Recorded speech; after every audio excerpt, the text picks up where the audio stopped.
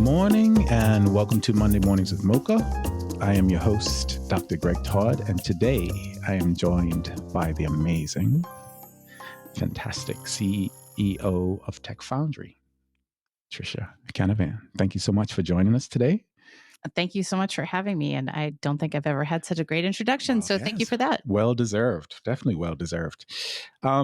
So before we get into some of the questions,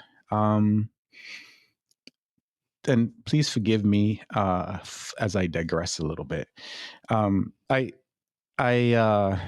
talk to my mom every day, basically. She lives in Bermuda, and I'm her only child, so we talk a lot. She had an amazing career in human services as a social worker and a lead in social work and stuff like that. And I think I owe a lot of my career to her, and I can see a lot of her influences in my life as a human service professional, PhD professional. So I wanted to ask you about that. Like how much, tell me a little bit about that, your mom's influence on your career. That's a great question. Mm-hmm. My mom is probably the hardest working person that I know. Mm-hmm. And growing up, she did it all, right? Yeah. So I grew up in the 70s and the 80s. And so she was of that working woman generation that was balancing a lot without as much, I think, societal recognition and support that women who are moms and working outside the home have today. And so I learned a ton by watching her, right? I think that we can never underestimate how much the way that we live our lives impacts others, whether it's our children or coworkers or friends or neighbors or whoever that might be. She's very, very hardworking and instilled in me and my sister, I know, because we've talked about this, the importance of hard work, the importance of integrity. It's amazing. We are different people. And I think that we equally have come to appreciate each other's strengths and challenges as we've gotten older. You know, I think that that's the hope when you grow up and become an adult and maybe become a parent, if you choose to do that, that you can see more clearly, you know, who your family members are and their strengths. But I think my mom was someone who was very, very willing to do what needed to be done and sort of had a maybe traditional background for a woman of her generation. She went to secretarial school and she and my dad, so she was a secretary who then moved into a human resources role. And she and my dad started this business together when I was 16 and she ended up really running it and becoming the CEO. Nice. Coming from this background of, you know, an education that was very traditional for her era. And so again, watching that power of hard work, the power of integrity, and I think also responsibility to the community is something that both of my parents really instilled in me. And to this day, she still is very involved in the community and serving the community. So fantastic. I think that those influences, I think, influenced who I became. Absolutely. Yeah, I love that. Every once in a while, I get the opportunity to reflect on what a blessing it is to have that blueprint in my life, you know, and being able to use those seeds that she's sown into my life and how much they've, you know, my mom has influenced me and my growing up. So thank you. Thank you for that. Absolutely. Yeah. You're welcome. So, you know, as your role in CEO, like, how do you think that sort of influenced your direction as a leader? You know, your direction as a person who wanted to transform other people? Specifically referencing my mom's influence or just in general? Just in general. So a little bit of both, I guess. Sure. Yeah. So I want to make sure I understand the question. Sort of how do I envision this role and my work in this role as being able to influence others and help others? Yeah. Yeah. Okay. Yeah, thank you. So I've had a sort of a strange career and a strange career trajectory, although it's been really interesting. And I feel that every role that I've had prepared me for the next. Absolutely. I think as a young person, as a college student, I was sure that I was going to save the world, and that was what I was going to do. My career just took some very unusual turns from what I thought it was going to be. And I think ultimately I was able to kind of keep that mission focus for myself and how I hoped to give back to the community and everything that I did, even working in business. And I think that's something I have young adult children now, and I try to talk to them about. There are many opportunities to live what your dreams may be or what your heart tells you to do. There's not just one pathway, right? I think that there are many pathways. Absolutely. And so I think for me, I appreciate the opportunity to lead.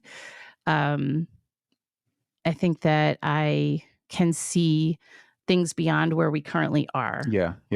Regardless of what job I've had, like this is where we are, and these are the things that we need to do, whatever the organization might be.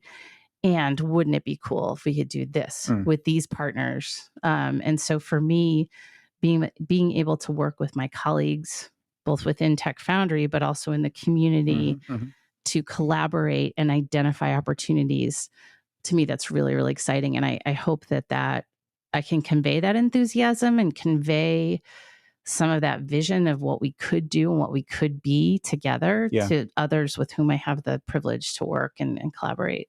Absolutely. I love that. As you were talking, one of the things that crossed my mind, and I realize this as I'm getting older, that I'm no longer identifying myself as my position, right? But more so like what's in my toolbox that I happen to use in this position. Do you feel the same way, or does that resonate? That's interesting, right? Because I think that our jobs are sort of vehicles, right? Yeah. Like they are ways to utilize our skills to accomplish things, on behalf of the organization, to accomplish things. If you're lucky in your job, you get to work on things that you think are important. Yeah. And I like that idea of a job as a vehicle, right? Like if these are 5 things that I may be skilled at, how do I use these? And I think that's really interesting. Yeah. So in your role, and I guess in your professional development, and I think we'll talk about Tech Foundry in a little second, but your biggest lesson on your journey?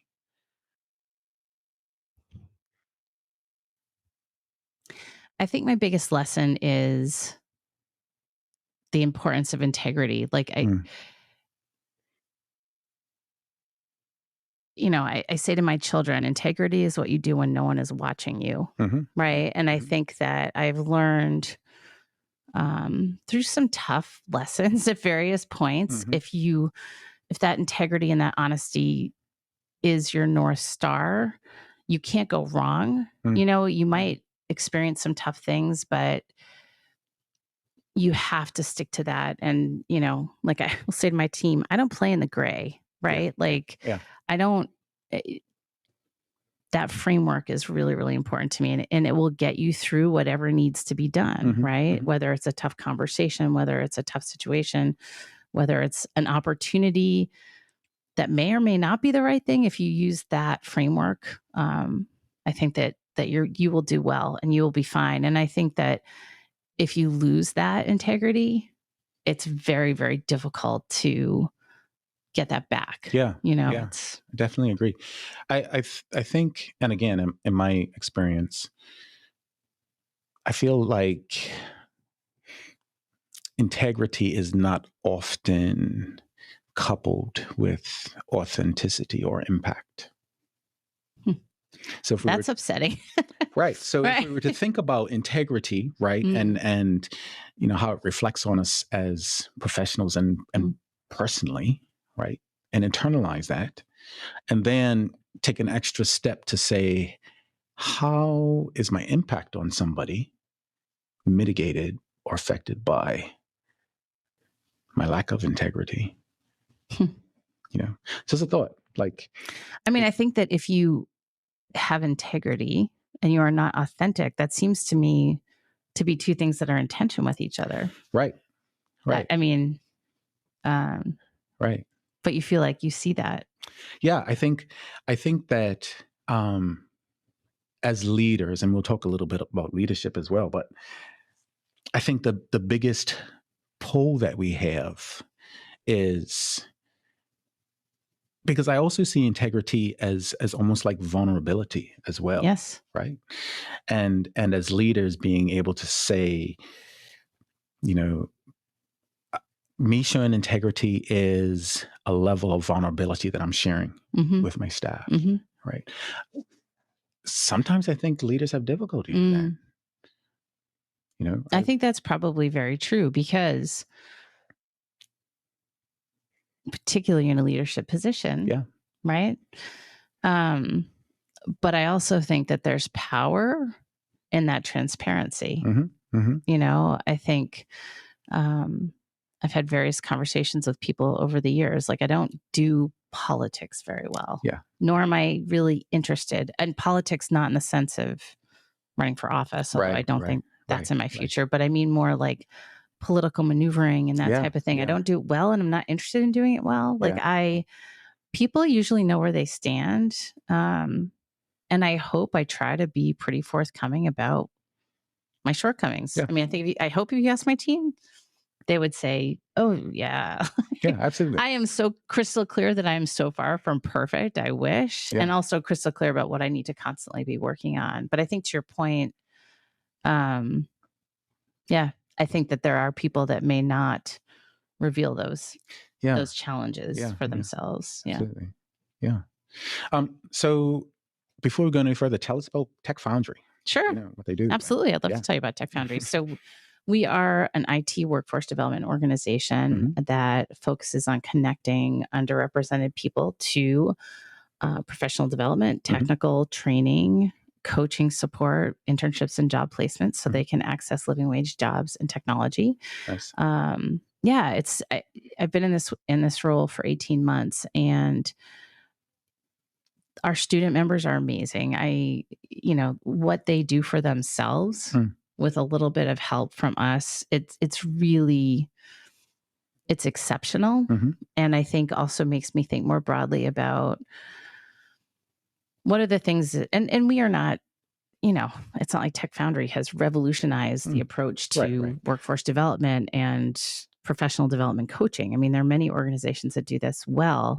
And I think that there are opportunities to think about what is some of the secret sauce of Tech Foundry that maybe we could help other organizations to connect to, because again, I am consistently impressed by what our students achieve for themselves. And really, really grateful we're able to do this work because of such strong community partnerships with other nonprofits, with economic development organizations, other workforce training organizations, and our employer partners. We could not do this work without them because we do, as I said, you're guaranteed an internship if you come to Tech Foundry and if you complete classes. That's huge. It is. Yeah. And we work very, very hard on job placement. And people are accessing some really great opportunities that we see them like going on this trajectory for themselves and their families. It's very exciting. Yeah, I love that. So what would be, like, in your experience, your best collaborative experience that you've had? And what would be one that you would be on your wish list? For Tech Foundry? Yeah. We have some excellent collaborations with other community partners that I guess one that I would shout out in particular is our partnership with Holyoke Community College, and that it's hopefully a mutually beneficial collaboration in the sense that we work on grants together. We are opening a tech hub in Holyoke in a week and a half, which is going to be a center for digital literacy, technical support, and device distribution. And that is opening at the Holyoke Community College Picknelly Center for Adult and Family Education. So we're very, very excited about that expansion of what we do. I think our friends at Holyoke Community College are thought partners to us as part of the larger workforce development ecosystem. And would be remiss if I didn't say there are many, many other workforce development entities, the Economic Development Council, Springfield Works, STIC, that, many others that work in collaboration with us. And I think that we are, in the last several months, I see that these collaborative relationships are strengthening as we look at how do we work together to go after bigger and better grants that will allow us to serve more people in the community in an aligned way. Again, Springfield Works has been instrumental in this process, as well as the Anchor Project, the Anchor Collaborative Project here in Springfield and Western Mass. So those are, I think, several examples of collaboration. Yeah. What would my wish list be? I would love to get to a point with employers and other workforce development institutions and organizations where we are working more strategically together in terms of looking at what do we need in our workforce? What are the opportunities that exist? And how do we connect people to those opportunities? I think, there have been 3 different reports that have come out about the state of the workforce in Massachusetts in 2030. And the Mass Taxpayers Association did one. The Commonwealth of Massachusetts did one under the auspices of Governor Baker. And this was a huge commission that was formed. And then Mass Inc., which is a research entity, also did one. And their findings were very, very similar. And in a nutshell, where you're going to have a huge gap. And depending upon which report you look at, 160,000 a gap in 160,000 skilled and professional workers by 2030, up to the need to retrain and train 300 to 400,000 people by 2030 for what the economy is going to look like in the very, very near future. And some of the contributing factors for this are things like increasing number of baby boomers retiring, a huge exodus of young professionals from the state. Some estimates are saying by 2030, we will have lost 60,000 plus young professionals due to housing costs and high cost of living. Fewer children in the K-12 pipeline. There's a baby bust that we're about to embark in. So there are fewer people graduating. And then our immigration policies are not quite back up to speed to where they had been prior to the last administration. So we as a Commonwealth have both this, I think, incredible challenge of, to stay competitive and to continue to have great jobs and a thriving economy.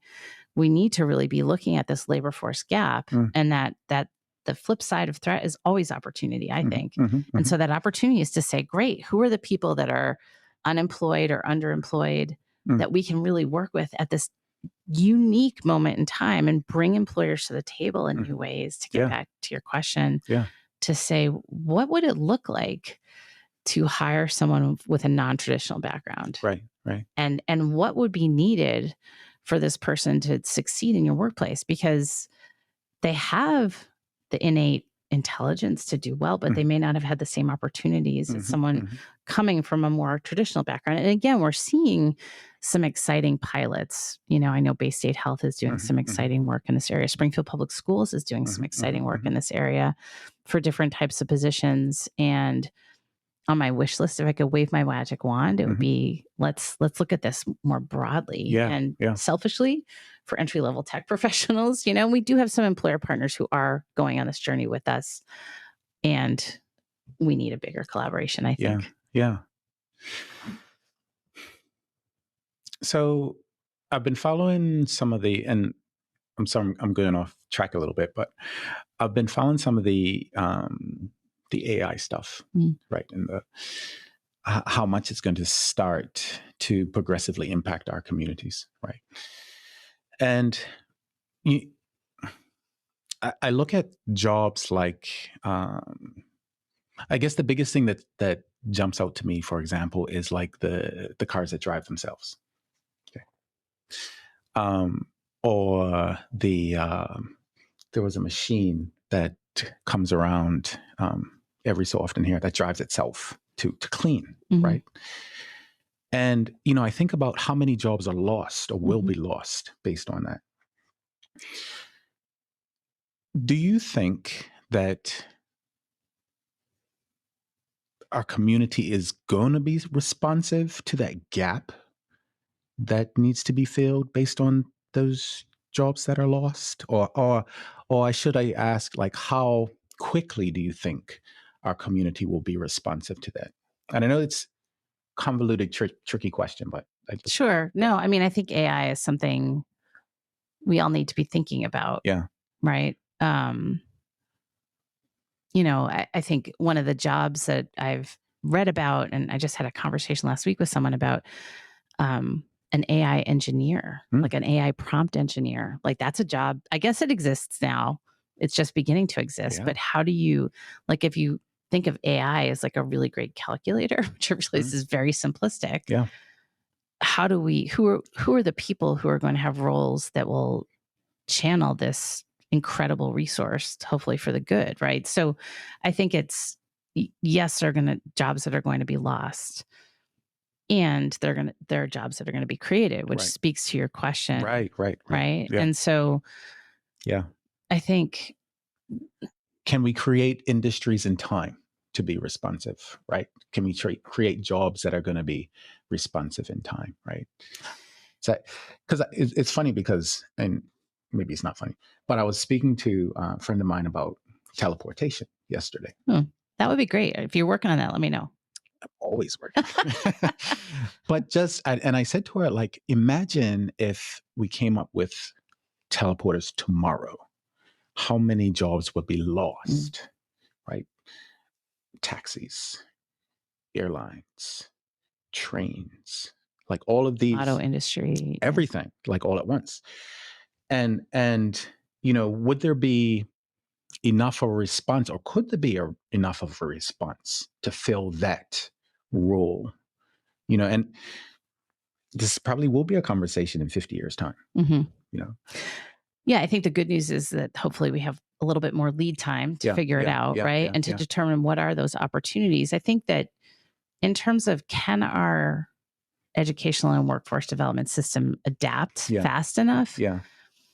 I think that if the goal of workforce development systems is to ensure, I actually think good workforce development has two goals, right? One is we want to help people get the training and education to pursue jobs that will pay them a living wage, doing work that they like, or, like well enough, right? We don't all love our jobs all the time, but like well enough, right?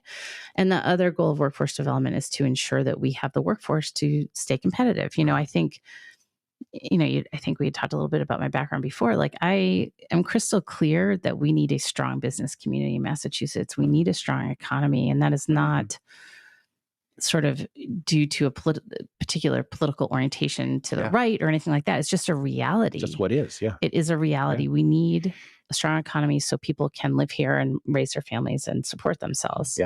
And so I think that when we back up a little bit from focusing on AI, but just think about new technology in general, I'm aware of a couple of big projects that are being worked on that, again, it's all funding related. And I don't necessarily feel like I can speak publicly about that, but I'm aware of large scale grants that have been applied for to look at what is new technology and how do we prepare people for it. And I think our best work in workforce development is when we identify opportunities that will be sustainable into the future and provide really strong mid-skill level jobs. So those jobs where you don't necessarily need an associate's degree or a bachelor's degree, but that you can get certifications, which in IT, increasingly that is true.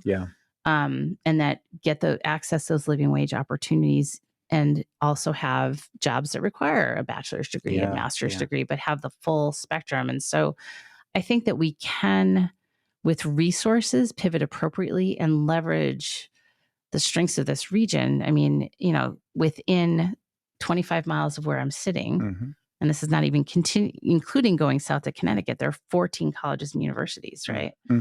So we have an incredible wealth of higher education in this area already. We have a lot of young people who come to this area for school. So how do we work and leverage those partnerships? How do we work with industry to be forward thinking? And again, this is taking a step back in an economic development perspective Yeah. to say, what do we need to be thinking about? And I hope that people are thinking about AI. Yeah. There's work to be done, Yeah. right? And a Yeah. lot of it, I think, honestly, Greg, comes down to money. Yeah. Yeah. Right? Like Yeah. we need money to be able to do these Yeah. things. Yeah. So I was raised in Bermuda, and before 9/11, Bermuda's main industry was tourism. Mm-hmm. And across the board, it was an industry that sustained everybody, to the point where, people could not only create identities or identify themselves as part of the community, but understand the worth in the community as well, regardless. So you had cab drivers who were successful, you had waiters who were successful, So, when I think of, workforce development, I have that in my mind as well. Like, what is the thing or combination of things that would bring back or bring to this area identity, and camaraderie and cohesion, those types of things too. So, yeah, I mean, I think, traditionally our area has had a strong manufacturing sector, and we still actually have a strong manufacturing sector, but it's not as all encompassing, I think, as it used to be. I used to live in the Berkshires. I lived in Pittsfield, and GE used to manufacture in Pittsfield. And if you talk to people, my grandparents' age or even my mother's age that lived there when GE was thriving, and they describe a community that not even a shadow of it exists anymore, right? And so your questions about what does the identity become, and I think for the Berkshires, tourism is huge, but it's not quite all encompassing in that way. I think that for us, I don't know if I think it will be any one thing, but I think that we can do a better job communicating what are the things, how do you connect to those things, how do we bring more people to the table that they can take advantage of the opportunities that are here and be part of the story of Western Mass, even if it's not just one thing like tourism used to be in Bermuda. Yeah. What is it now in Bermuda? You said prior to 9/11. I think that's the trick. I think the community is still trying to hold on to tourism based on that historic ideal. They've struggled, I guess, to regain their footing after 9/11. So there was, this whole push for ecotourism, which is a smaller niche. There was a push for offshore businesses, which is still present, but not as sustaining. So I think that's the thing. And I think that's kind of why I asked that question earlier about responsiveness, because the question could be posed as to whether if Bermuda was more responsive, would they be at a different economic place right now? Who's to say? I don't know. Right. Yeah. I don't know. Well, and I think it's hard. It's hard to move systems. Yeah. Yes. Definitely. So my last question, if you had a magic wand, how would you impact this community, Springfield community, to be more helpful with workforce development, more responsive? No holds barred. I wish we're working very hard to connect to residents that live here who may be interested in Tech Foundry or may not. But I think that I feel like, and when I talk to other people who do workforce development, I think one of the barriers is determining best how to meet people where they are, right? Yes. Yeah.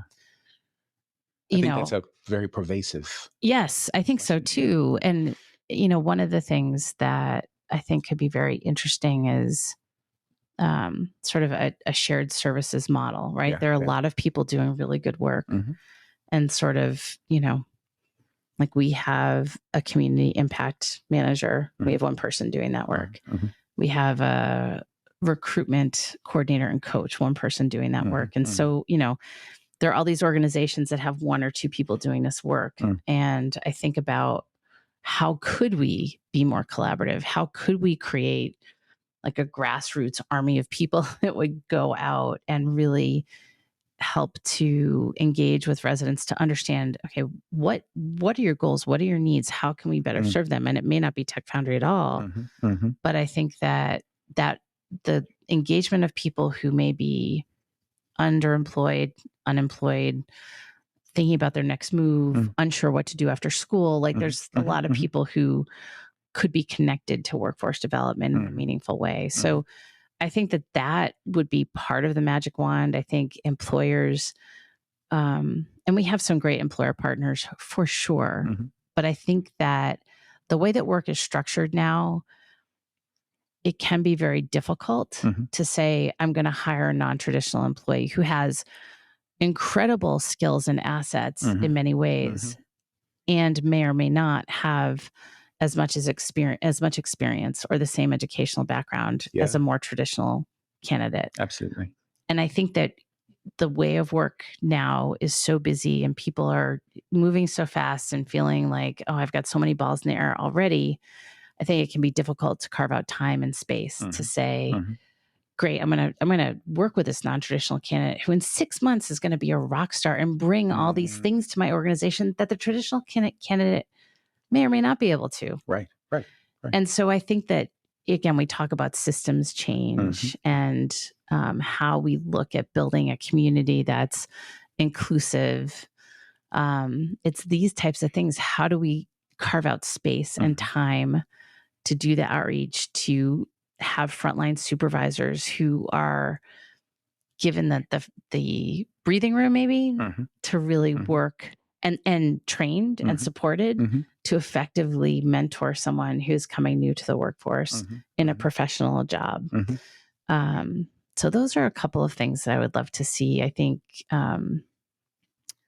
increasing our alignment on planning, which again, there are things in motion for sure.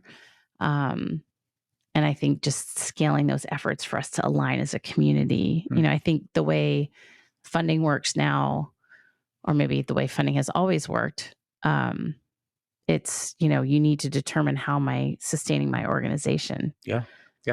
And then how can I collaborate? And so if there was a way for the funding system to change, a lot of grants require you to collaborate or encourage collaboration, and that's awesome. And yet you still have to sort of be monitoring your own. Absolutely. Right. Yeah. So there's, we do some great work here in Western Mass. And I think one of the things that I find most powerful about this region is that it is small enough that we can connect, we can be agile, we can pivot and make decisions. And I think that that's very, very powerful. I think trying to do this work, break down silos, create systems change in New York City is like impossible. I don't even know where you'd start, right? Or Chicago or Dallas or whatever, right? So I think that we are uniquely positioned to pilot and try things.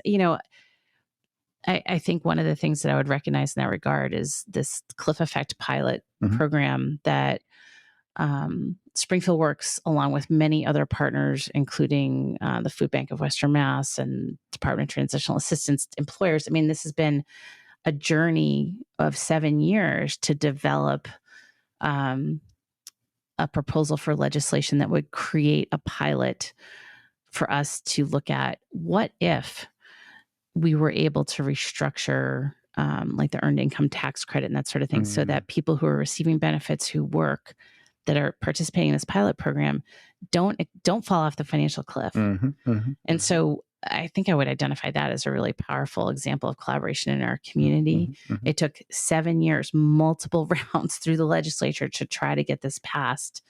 And we finally did. Right. And so that type of innovative thinking, I think, is so encouraging. I love that. Yeah. I have tons more that I want to talk to you about, but it seems like a great place to stop for now. So Well, thank you so much for the opportunity. Yeah, it's been this is great. great. And thank you for joining us for Monday Morning Mocha. We really appreciate it. And until next time.